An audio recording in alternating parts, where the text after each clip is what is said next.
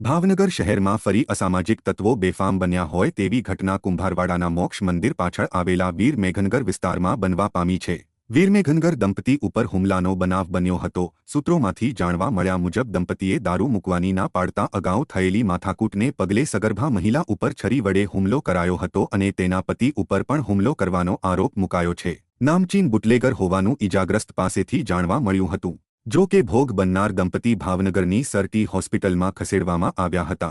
ભાવનગર શહેરમાં અસામાજિક તત્વોનો ત્રાસ ક્યારે દૂર થશે તે મુદ્દે ફરી પ્રશ્ન ઉપસ્થિત થયો છે।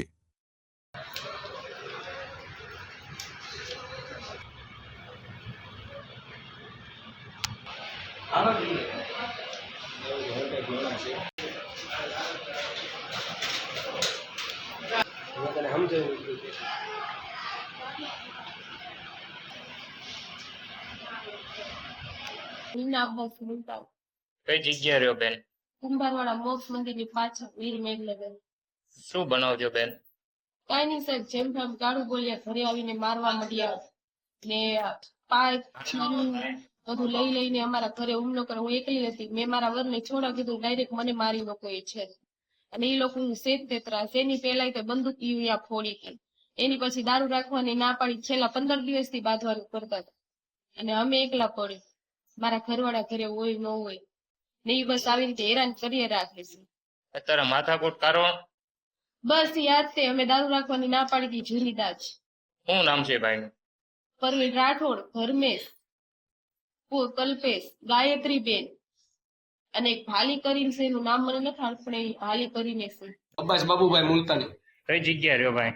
વીર મેઘનગર કુંભારવાડા મોક્ષ મંદિરની પાછળ। બનાવ શું થયો ભાઈ?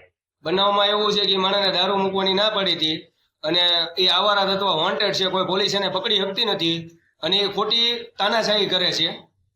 અને ગાયત્રી બેનના ઘરે આવે છે ને આજે અમે એને ના પડી અને કાલે રાતે દારૂ મૂકવો હતો અને એ ગાડી એને મેમો આવ્યો છે આજે સવારે, એ મને ખબર છે।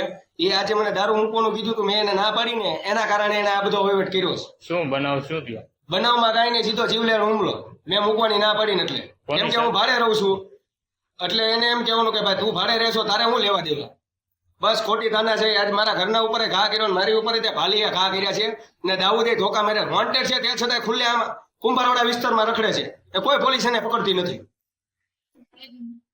બીજું શું? અને એ ગાયત્રી માસીના ઘરે આવે છે અને નરેશભાઈ ની બધા એની હારે મળેલા છે। કેટલા જણા હતા મારું? 5 થી 6 જણા।